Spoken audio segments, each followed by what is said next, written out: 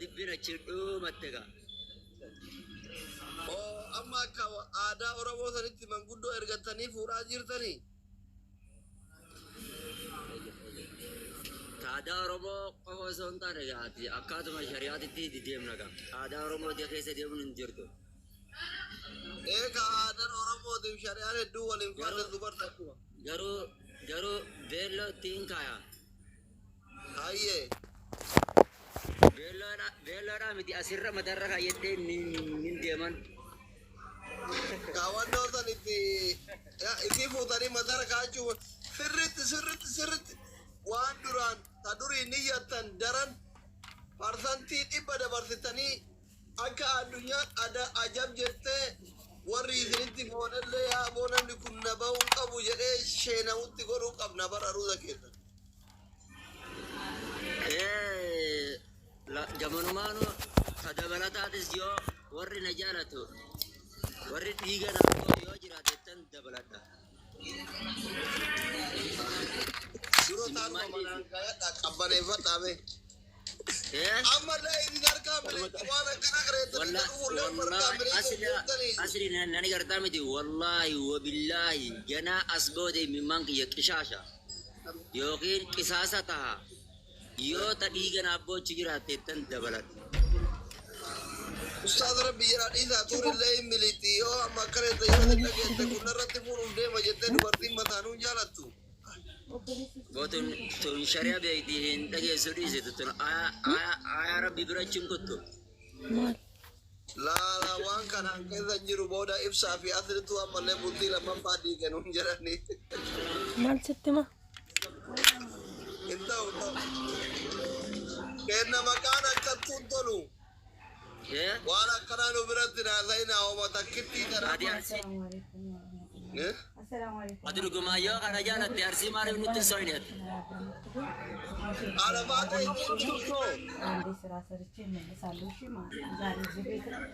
Haati baatee guddoodha firaasha irratti hin danda'u.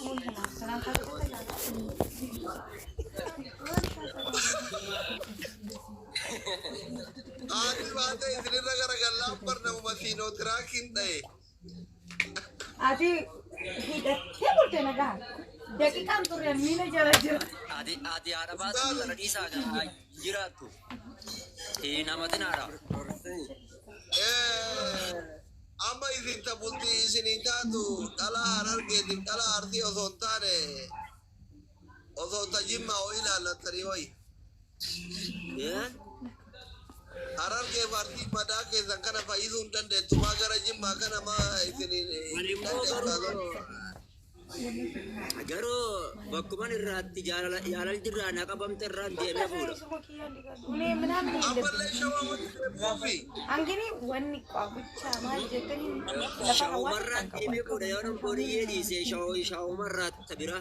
aslan an waa Yoo boodiyyee dhiisee. Omara kau kamu kalah tak kena Umar Rahmat lah yang tadi abdi tiree shawaadhaan fuudhamma. lah tak kena Umar Rahmat lah ini turut cuma ture mere bera shawatir abdi kuda tidak itu model dia.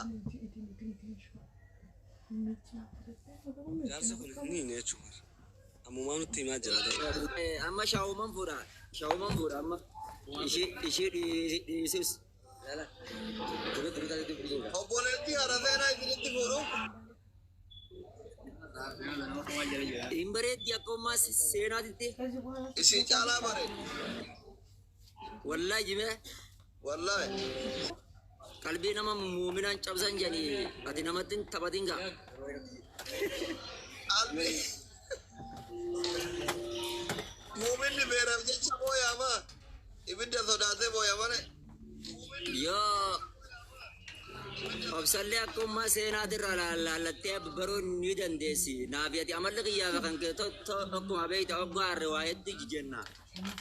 Hayyee. gaafsan Hayyee. natti beekamte malee Dhugaa waan zariitti Nyaabati خلاص akka waan abbaa nama fuudhutti naafati waggaa harre waa hedduu jechuudha andeenya. miira keessa jallaa bara Kanaafuu yoo isheen Ogasan na biya tibya walen to no bar. Radi se gira fayyadu. maal jedhe Furuutti jira ma furuutti jira maaliif fuudhutti jira ka barbaadaa barbaadaa jira. Sagaleen biyya ni jira mo jiru. hin jira Umma seenaa deemee na mariisisis. as jala jirtu na dhagaa jira Umma seenaa soddadiyya gabbara ta'us waa hundaa'uu hin dhiyeessaa bibi. Tole naa jedhimee giiftii kennii baasee harka dhidheebi salaamata gaafadhu eessa dhaqee achi isin bira dhuftee giiftii isinii kenniti kun hamataan jiru kan dhuguma deem eegaa ililli yoo isin ol daddarbitu achirra dhaqi umuseena soddaa waan soddum hin qabu jettee rakkattuun tun giiftii kennii jennaan subhaanallah maadhaan itti agarsiisan ol darbanii fi Maamman ba'an dhaggeeffadhu. Odoo ati asii akkana godhattuu booniyyees dura na heerumin. An qaallichan asitti dafii fuudhi amma barbaaduu minamnee sitti dhiisi.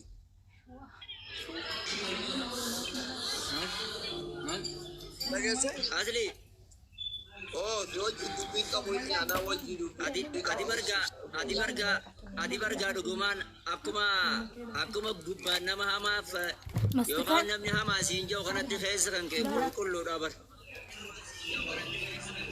ati amma bultii ta'e keessatti ibsa nasra hamza jara kana sadiin ofirraa eeg Mee usaa booniyyee dhuma fuutuu abshiraadhaayi.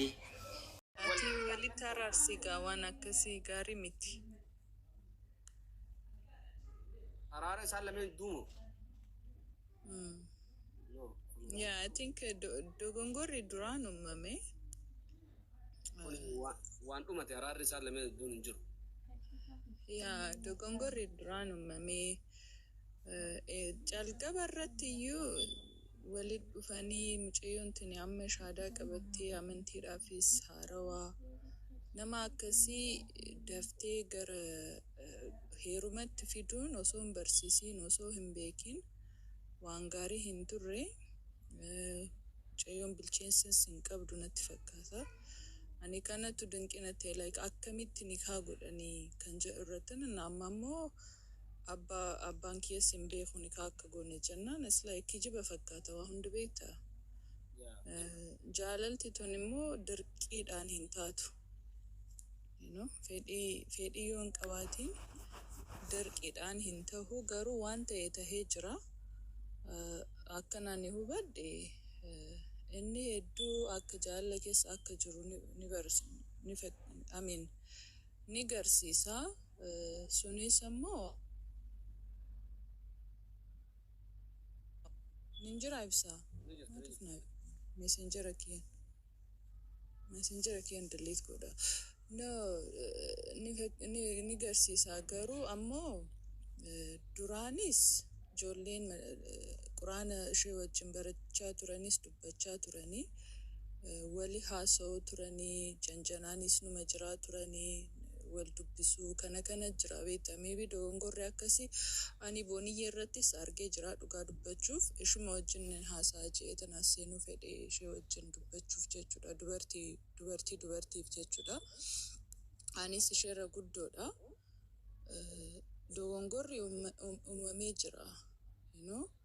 Waa akkasii fedhii yoo hin qabaatiin dursitanii dhiira wajjin haasa'uun barbaachisaa miti karaa akkasiidhaan jechuudha. Karaa jinjanaatiin karaa bulchiidhaan yoo fedhii hin qabaatiin nama kana wajjin yoo bultii ijaarrachuu yoo hin fedhin karaa hagas dhuftanii namni siif maraataa jira namni siif karaa hedduu deemaa jira. Waan akkasii gaafa uumamu namni ni miidhama.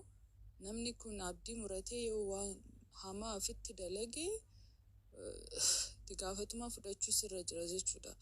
Yoo addaan boos barbaachisaa ta'ee na hiikis yoo jiraate suutaan baata. Because namni kun isheef maraatee jiraanis Facebook kan irrattis poostii isaa argaa ture.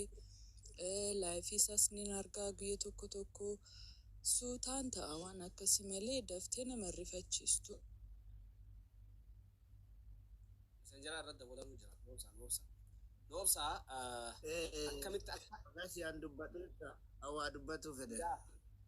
qoye ishee kamallee dubbattaa maaliin ibsuu fi barbaadamee ta'u mootummaa bal'aa kanaafuu akkamitti booniyyee fi Ustaaz Mahammad wal fuudhan akkamitti walitti dhufanii ani waanin ishee wajji haasawee jiru isinitti hima dhaggeeffadha.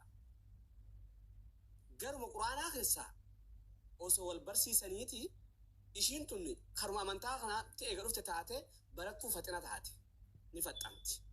Sigalee kanarraa akkasuma ammas immoo garee isaa san keessaa ishiin tun keessatti hubatti amantaadhaa haara waan ta'eef keessanis sirriitti barsiisuu eegalee jechuudha ishiin tun. Hoggaa barumsa kana eegalu faxinummaa ishii kanaa fi haasawa keessa sagalee ishiitii fi akkaataan ishii kun isa jaalalaa qabame jechuudha. Jaalala keessa waliin seenan. An haasawa hojjetu hin ta'in haasawa boonii wajji haasawu. Kan reefun tan haasawa naani maaliif jettee lolte nan haasaa ega gabbaate dubbiin. Sanboodan deebisanii egaa achi keessa waliin seenanii booda jaalala keessa waliin seenanii booda baatuma lamaa saditti Mahammad kun booniyyee rafuut jirtu nama qaadii bira dhaqee jechuudha. Nama qaadii bira dhaqee jechuudha. Odoo ishiidhaan wajji wanni hin jennu. Hinoo akkana nama qaadii biran jira rabumaa jeeti ni kan si godhu deeman didinii. Ishiin tun yeroo sanitti amantiidhaaf haarawaa maal akka ta'amu jiru maal akka barbaachisu niqaa kanarratti eenyu akka affeeramuu qabus hin beektu. Hubata akka hin beektu. Jannaan okkee jeetuman hayaa jeeni jetteen hin beeku. Eenyu si salaame ustaaza kan dubata akkamitti jennaan wallaahi ibsaa hin beeku na jette gosa jetteen. Hayaa jeeni san boodan niqaa jeeni ni jaalattaan jennaan jeeni niqaa jedhanii jette. Niqaan keenya sanumaa mina dhaggeeffadha. Hoggaa niqaan kun akkamatti hidhame booda ani dubbiin naa ta'uu diddee ammas istaayilli isaatiif yoonni isaa naa ta'uu diddee neehi jechaani ture. Hoggaan an neehi jehuun haadhatti dhaqeet bu'aa miidiyaa gubbatti gaafa dura inni walaansillee fitti kaa'ee fi ajjeesa joosan yeroo jalqabaatiif gaafni an neehi jee isa gaafadhe gaafa saniitti. Gaafni jalqaba ani neehi sin fadhu jennaan qabattoo fitti kaa'eetti.